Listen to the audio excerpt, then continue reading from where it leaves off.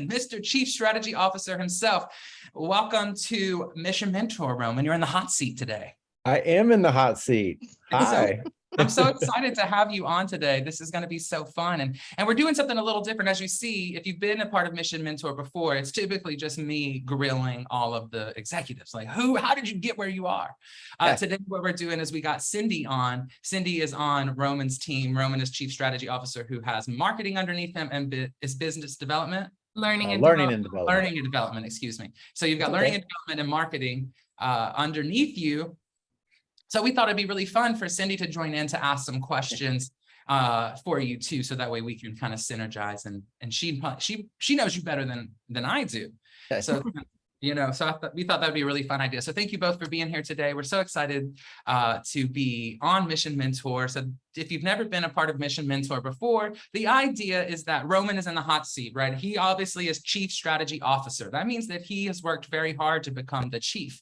And so this is our time where we're like picking your brain, like if we were your mentee, what would you tell us? Like, how would we get to where you are? What are some advice for business that you could give us? So that's what this call is all about. It's just to get some tips on how to be a better business person in general and to achieve the goals that we have set out. So that's what Mission Mentor is. Mission MVP is about highlighting all of us, but Mission Mentor is about Roman today. So Roman, let's turn it over to you. Thank you all for being here so much. I'm so excited to have you. I'm so excited to be here with all of you. Roman, let's turn it to you. Introduce yourself. Who are you? Where'd you come from? Just give it to us. All right. Well, I'm Roman Vega. I am relatively new to EPM. I started in April, and it's been a fantastic journey so far. I look forward to where we're going. I love the culture. I love everything that we're doing as a company. It's exciting to be a part of the L&D team as well as the marketing team. And I think when you look at us, I mean, we're really a service provider, and we really exist to help the company and all the other departments. And so for me, it's fun to be in that position to help people out. Thank you so much. So, okay, so my first question, I'm going to get right into it because we got 30 minutes. And as we know, this time flies by. So I'd like to start off when we were little. When you were a little kid, 10 years ago, before, you're only 28. Right. What did you dream of being, and how did you end up in marketing? So that's where I want to start with this. Yeah, well, I didn't dream of becoming a marketer. I dreamt of playing in the NBA. And there aren't too many 5'11" Hispanic point guards in the NBA, so I quickly learned. I was fortunate enough to play in college. I played 3 years, and my senior year realized that I was not going to make a living playing basketball, and so finished out my senior year studying, and then wasn't ready to go into the workforce. So I went on and got my MBA. And then I was ready. It was interesting. My first semester in college, I was a psych major. And I really thought that was something I wanted to do, help people. I like to listen and try to help them overcome any obstacles that they may be encountering. I did a paper in an English class, and you had to go interview somebody that you thought you wanted to be. So I interviewed a psychologist, and that person told me that you had to really become a psychiatrist if you really wanted to earn any kind of money. And so I was like, I don't want to go to medical school and do all that. So it's interesting though, but I did end up going to grad school anyway for my MBA. So I switched from a psych major to a marketing major, and I felt like there was still some psychology in marketing, especially as you look at consumer behavior. And if you think about your own life, there's probably a handful of brands that you're brand loyal to, and there's some psychology behind that. So for me, it's been great. It's been an awesome move, and I thoroughly enjoy it. I was going to say one of my brands that I'm absolutely loyal to is CocaCola. Yeah. Okay. So I'm born and raised in Georgia, where, Coke is everywhere. We don't have soda. We got Coke. Is it a Diet Coke? Is it a Sprite? It's a Coke. So let's talk about that, because you actually worked with Coke before, right? I did. Yeah. So I worked at CocaCola. I lived in Atlanta. I'm currently in Charlotte, but I lived in Atlanta. I was there from 98 to 01. So my frame of reference of Atlanta is 01. So anytime I come back to HQ, it's very interesting because I I drive by or somewhere and I'm like, oh wow, that's just totally different from the 21 years ago when I was there. But Coke was amazing. I think for me, this is really like a mentor session. For me, I came from a small town in Kansas, and I grew up it was 16,000 people. We were a suburb of the largest town in city in Kansas, which is Wichita. It was called Newton, Kansas. And I think for me, part of me is it's pretty humble and still am, but going to Coke, it was intimidating because now I was working with people that were coming from Ivy League schools or Oxford or just international. It had like super, super smart people. And for me, it was a little bit intimidating to go into those meetings and sit with those types of people. And I can remember being in one meeting where they told me that this person had created the concept of the extra value meal. And to me, that was just mind boggling because like that's just such a staple of the fast food industry now. And it came from this guy that I was sitting in the same room with. And so it was intimidating. But I think for me, what it taught is that, trust in your own abilities and your own instincts, and know that you've been prepared and that you bring a lot to the table. And so I think for me, that was a really good experience because I had never obviously worked for a Fortune 500 company, let alone a company like CocaCola. And that was a really good training ground for me because I've always been confident, but being in an environment like that, it was, like I said, it was a bit intimidating. But after a year or so, I was fine and totally, sailing along in that job. And it was a great company to work for. I could imagine. City. So I know that Coke is not the only company you've worked at, and in getting to know you and working with you, you've mentioned other bigger companies that you've worked with. How have you managed to move and transition from like those companies, because they are known companies. Was it smooth? Was it rough? How Okay. were those rough moments? Yeah. So when I was at Coke, that was a great company for me to work for. I felt like I had made it to the big leagues, and you're working for a company like that. The only company that I would have left Coke for at the time back then was Nike. And I remember coming out of grad school. This was before the internet, so I'm dating myself, but I had written all these companies about like how I want to go work for them coming out of grad school, and sent my cover letter in with my resume. And I always got all the form letters back like, okay, thank you, we'll keep you in mind. And of course, they never called back, but I had sent one to Nike. And just as I had purchased a place in Atlanta, a friend of mine that had been working at Nike reached out to me and said, hey, there's an opening at the Jordan brand, and we think you'd be a good candidate. Let me know if you're interested. So with my basketball background and obviously my childhood desire to work for Nike, I was like, yeah, let me throw my name in the hat and see what happens. I was torn. I love Atlanta to this day. Like I love the city. So I wasn't looking to leave, but it was something that I felt like as I got older in life, if I hadn't tried, I would have regretted it. And I don't want to live with any regrets. And so I put my name in the hat, said I was interested. And, and I took the position of like, if I get it, great. If not, then I have a fantastic job at Coke, and I'm at the city where I am. And I'm a man of faith. And so I also felt like a part of me was like, well, if it's supposed to be my story that I go to Oregon and go work for Nike, then that's my story. And if not, then my story is I meant to stay here in Atlanta and work at Coke. Right. Fortunately, I got the job, and it was amazing. I mean, working for MJ and getting to know him and all the other Team Jordan athletes. So for somebody like me that's a sports junkie, that was just amazing. And so it was fun. I had an 8-year run there. It didn't end how like I wanted it to. To your point, Cindy, about facing adversity and some rough patches. There was a realignment. Basically, they had to let some layoffs, and unfortunately, I was one of 500 people let go at headquarters. And so you kind of wonder, it's like, oh, what did I do wrong, and what happened, and why was it me? And And why did somebody else get to stay and not me, even though my performance reviews were all 5s out of 5 or 4s and 5s. And what I learned out of that was that it wasn't me. It was a numbers game.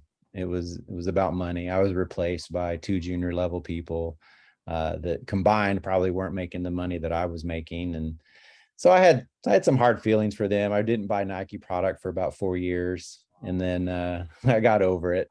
And it was like, okay, I won't hold a grudge anymore, and we'll purchase their products. But I think it just teaches you about perseverance and the strength of what's inside of you. And there's a quote by Henry David Thoreau, that I just live by, where it's like, what lies behind you and what lies ahead of you are small matters compared to what lies within you. And I think for me, that's just been a really, really strong quote that I've really lived by, because I have faced adversity in my career. And I think it's not how you fall, but it's how you get up when you do fall, because you will. I mean, it just happens. It's part of life. And in corporate world, sometimes you don't have control. And I think that's something where if you can concentrate on controlling what you can control, then generally good things happen. Right. I wanted to say a few things. One, Henry David Thoreau I love Henry David Thoreau, one of my literary heroes. So I love the connection. And I wanted to ask about, you met Michael Jordan. Like you met him as well. I did. Yes. Yeah. So we would meet frequently with him. I'm trying to think when I first started. So this would have been in 2001. I think he was still playing. So it was hard to meet with him during the season. Obviously, we would meet with him in the off season. It's always going to wherever he was. And I remember one time we went to Santa Barbara, some exclusive golf club type place, and meeting with him. And it was a lot of fun. I enjoyed it. I mean, I think he's down to earth. I mean, he's pretty measured and guarded, because he has to be. But I remember meeting him for the first time and calling him Mr. Jordan, and he's like, "Call me Michael. That's Mr. Jordan's my dad." And so he's once you earn his trust, then you're in. And I think he doesn't just give it to you. It takes you a little bit of time to do that, and you have to prove yourself. In some regards, I felt like I was part of the Chicago Bulls or the Wizards when he was playing with the Wizards, where it's like, you do have to earn his trust and make sure that he feels like he can trust you with his business.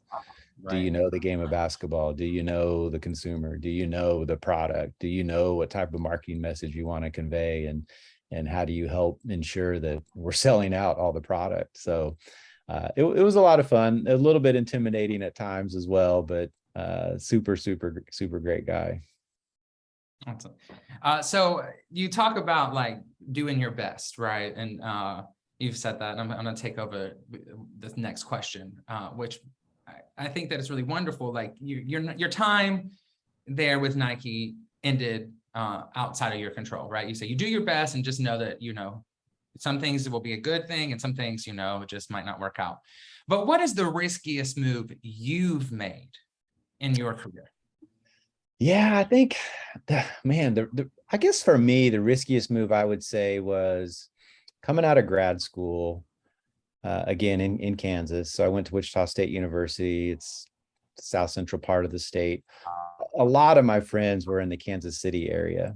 And so a part of me really was being pulled in that direction and wanting to go up there and hang out with them and relive the high school memories, and I guess some college memories as well. And then there was a part of me too that was like, why do you want to live in the past? Go seek out the future. The future is where it is, like not the past. Live in the future. And so one of the things that I decided was like, and this is another kind of a mantra that I live by. So with sports being such an important part of my life, I guess I have a lot of sayings and quotes that I tend to live by, or philosophies. And one of them is dare to live your dreams. And for me, I said, just go to Dallas, check it out, see what it's like. I only knew 2 people there. But part of me was feeling like that's a challenge. Embrace it. It's not going to be easy, but anything you want in life is always going to be, there's a struggle for it. And I think, obviously struggle well is one of our core values. And so I think that for me, it was just like, it was a challenge.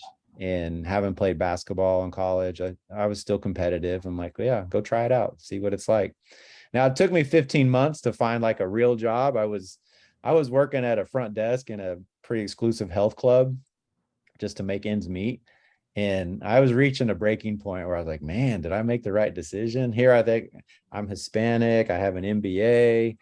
I didn't speak Spanish, and I thought that was probably a detriment, especially in Texas, obviously. So if I was more like Cindy in that regard, I probably wouldn't have had to wait 15 months to find a real job. But working at that health club actually was probably a blessing, because I met a lot of people, and the guy that I met happened to walk in one day, and it's like, it was in March. I remember to this day.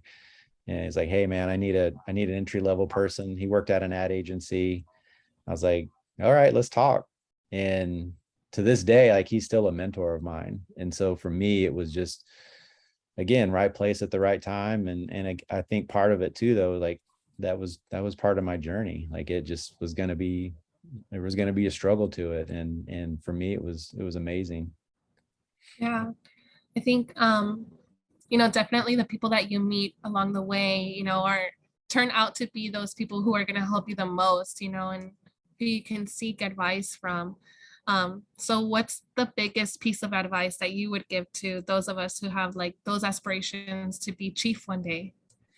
Yeah, I think networking is huge. And to me, I think everybody's heard the phrase, it's who you know. And I've always flipped it to say, it's not who I know, it's who knows me.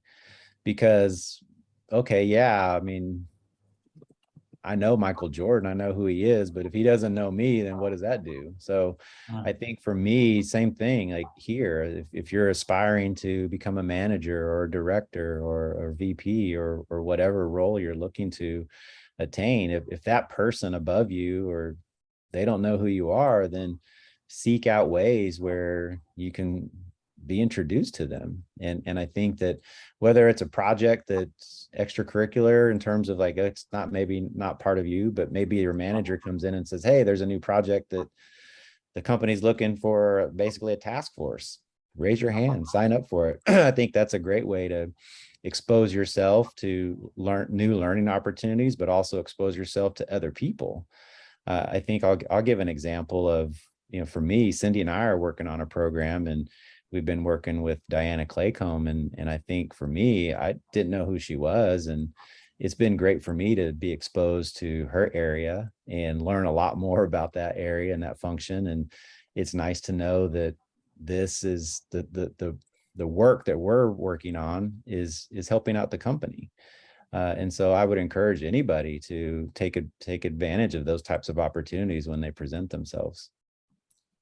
Yeah, definitely. I think, and I've seen you do it, and you've come back to us, to the team, and said like, hey, this was brought up and I rose my hand, to take that on.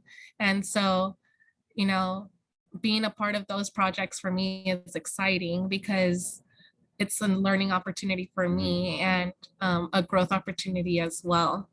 Do you have great. Like, I wanted to say, Cindy, I wanted to say before you, like, that's how you ended up here. That's literally, you were like, I want to do something a little bit different. You spoke up. You're like, hey, I want to put myself in a position like this. We asked you to do this last night, You were like, yes, I would love to do this. Can we? And I was like, okay, I'll call you in the morning. We'll get on the same page. Like, you're a great example of what Roman's saying right now, because that's how, you're like, I want to grow in the company. I want to do more. You're living what Roman just said. Exactly. Yeah, like you said, like, it's not about who you know, it's about who knows you. And, if people don't know me, I've rose my hand, and, things are falling on my plate. And I love it. It's great. And it's great to be a part of that journey here at EPM. And, like, with you right by my side, it's been great. You've been such a great support in that. Oh, thank you. Thank you. I mean, you're doing fantastic, and it's awesome to work with you on that project as well, and all the other projects that we're working on. So yeah, it's a lot of fun. And I think too, just again, when you're when you're a good person and you have a good heart, it makes it easy to work with you, and it makes others not even double take if you're asking for a favor or anything like that. So I think it's always important to be honest and kind and treat each other with respect. One of the things that I talked about and still talk about to this day, obviously I was new coming in April, and the marketing team had no idea who I was. The L&D team had no idea who I was. And one of the first things I said was, I'm here to earn your trust and your respect. And I'm going to work hard every day doing that. And that doesn't stop. Like, that's a full-time job for me. And I think being a leader, if you don't have the trust and the respect of the people you work with, then it's going to be very, very difficult, if not next to impossible, to lead them. Speaking of coming in April, your title is Chief Strategy Officer, right? Have you ever, before it was like marketing, how does marketing and strategy kind of work together? So I'm sure this is a little bit different for you. Had you ever led somebody in L&D before? And have you ever had the title of strategy? And how do you approach that? I just think that's really cool. Strategy is my number 2 strength, according to the Clifton, and everything I do has a strategy behind it. Yeah. So I really want to that's where I was like, I'm going to pick your brain about strategy. Absolutely. In my Clifton, my number 1 is strategic. So it was interesting when that came out that way. I had never, to answer your question, no, I had never led a strategy department, or I'd never led an L&D department at all. And I think, again, going back to what I talked about earlier, is like having the confidence. It's like, you don't have to have all the answers. And I think if you're surrounded by experts and people that know their jobs in and out, then what you're there to do is provide guidance and leadership and help clear hurdles for them so that they can get their job done and do it to the best of their abilities, so that they are they do have the opportunity to impact and provide that positive impact to the company. And so, for me, that is how I look at my role. I would say that on the marketing side, obviously, that's more my bread and butter, my wheelhouse. And so I do have a lot more experience on that side of the business, but it's probably only just a little bit different in that regard. But I would say my management style is still the same. I'm still surrounded by amazing people on the marketing team, and I might lean a little bit heavily on Cindy and Nair and Leslie on the L&D side, and they're probably teaching me more than I'm teaching them, but it's been good, and I think it's a good group to be a part of. Yeah. I learned from them as they learned, I think that's such a wonderful place to be. But I was just so curious, like, do you have a secret strategy move that's like your go-to that nobody really knows, that you're doing? No, I would say, like, I just be honest, and the humble piece of it too is like, I mean, it's not, I'm not saying don't be confident. Like, I do want people to be confident and understand what you bring to the table, but I think for me, just the honesty piece and the trust, again, that's, if I don't trust somebody, it's hard for me to work with them and respect the work that they're doing. And like, why are they doing it? Is there an ulterior motive? And so I think for me, I don't want to be that type of person. So I want to earn the trust and respect of the people, not only my teammates, but cross-functionally too, across the organization. And so that's important for me. So I guess my secret strategy would be is just to earn that trust and earn that respect, and then do everything you can to maintain it, because it can be broken. I mean, if you think about it, it's like any relationship that you have in your life, and there's people that you trust, and somebody will break your heart, or they'll do something to diminish that trust. And then it's up to you to decide if you're going to let them back in or not. And I think for me, I treat it that way as well. It's like, okay, if this decision I'm making, or if I have a snide remark in response in an email form, then I'm damaging the relationship that I've worked really hard to build. And so I always have to stop and think about my responses and how I'm operating and how I'm treating people. Awesome. Right. Well, I'm just reading through the comments and some of the questions that people had, and Christy Rojas asked, have you ever had great advice or mentorship from an unexpected source? That's a great question. I would say yes. Back when I was single, I traveled a lot. And so I met a lot of people on airplanes. And I don't know, it just seemed like there were moments in my life that whether I was struggling with something or whether it was a personal problem or professionally or something, that inevitably I would meet somebody, a stranger, whether it's in the airplane or at the airport, and just start talking, and just what the words they would say would help alleviate my anxiety in that situation. So again, being a man of faith is just like, all right, well, that person was there for a reason, and I happened to sit in that chair for a reason as well. And that was the reason, was to hear whatever words or have that conversation with that particular person. I think another one maybe would be just more so from a family standpoint. I think most people would probably say their parents or a sibling, but and I did have that, but I would say my grandparents also. I mean, they're not alive anymore, but they really helped me out too when I was younger. And I remember one of my grandmothers just telling me, like, just be the best at whatever you choose to be. She's like, I don't, if it's you want to be a garbage man, be the best garbage man there is, and go and be happy. And so I think that was something that I always took from her. And then one of my grandfathers always told me, he's like, pay yourself first. And he's like, I don't know, what are you making? $10 an hour at the car wash? Okay, well, put 5 of it in the bank, and then that way you're paying yourself first. And so I've always kind of taken that approach as well. Yeah, I always say my grandparents, who are no longer with me either, were my very first, like, biggest supporters. They got me through college. They were me, and miss them every day.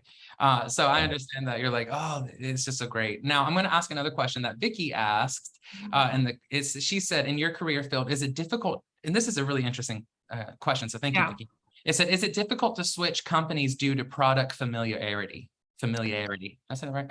Yeah, no, it's interesting. I think if you look at it from a marketing perspective, and I don't know what areas, and I can't speak for if you're in a different department, but from a marketing standpoint, the skills and the training that you've had and those experiences, they do transfer. They're transferable. So for me, going from Coca-Cola to Nike was easy. Maybe I shouldn't say easy, but it was smooth, because I went from selling a sugary soda to footwear or apparel, and that was a relatively similar approaches and strategies, because you're obviously looking for I guess a frequency model of how do I get more people, or the people that are already our customers, drink more Coca-Cola or more Diet Coke or whatever it may be. And then on the same thing on the Jordan side, how do I get them to purchase more Jordan product, or how do I get them to purchase the footwear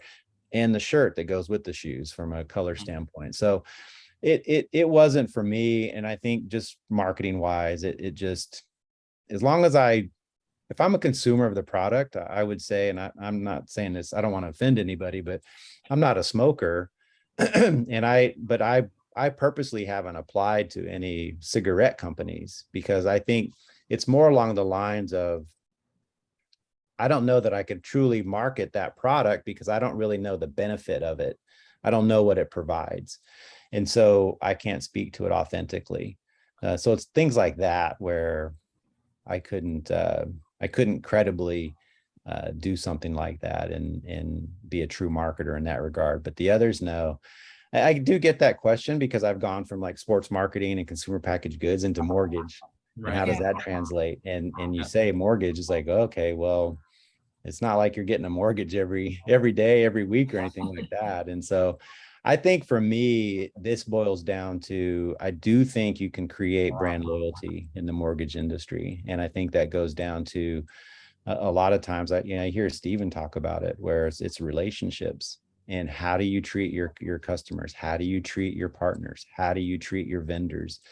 And that to me is key, because if you do treat them well, if you do and deliver and do what you say you're supposed to do, they're going to come back and they will be loyal to you. They may not give you all their business, but they might give you a big chunk of it.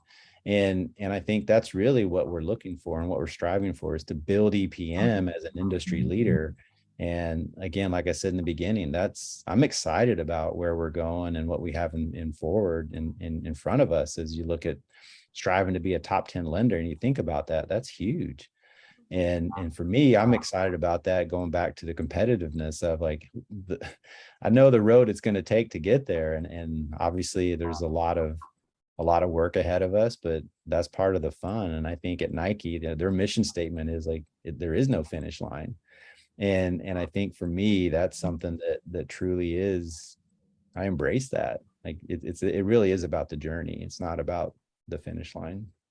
Oh, what a great place to wrap up this call. So thank you, Roman, so much. Like, there's not a finish. That was really, truly, you brought it all the way back around. I don't know if y'all noticed, but that is so great. That went fast, Blaine. I told you 30 minutes goes by really quick. It's like, whoa, I got things to say. I could sit on for a little bit longer, right? And there's still questions coming in. So if you have any questions that you would like to direct to Roman, you can reach out to Roman, right? You're very— Yeah, that's fine. Absolutely. I'm here to help. But thank you all so much for being here. Thank you, Roman, for taking the time out of your schedule to be here. And I appreciate you all. Hope you have a rest of the day is wonderful. The rest of your day is wonderful. Trish said, you have given such wonderful life advice. So glad to be thank you. Thank you. Thank you, everybody. I hope you'll have a wonderful day. Thank you, Roman, again. Thank you, everyone. You're welcome. Yeah, thank you. Tomorrow. And don't forget, go on Kazoo and redeem that you were at Mission Mentor. So you can get those points, 300 points. So. Oh, wow. Cool. Yeah. There Thanks, you go. everybody. You're welcome. Y'all have a great day. Bye. Bye.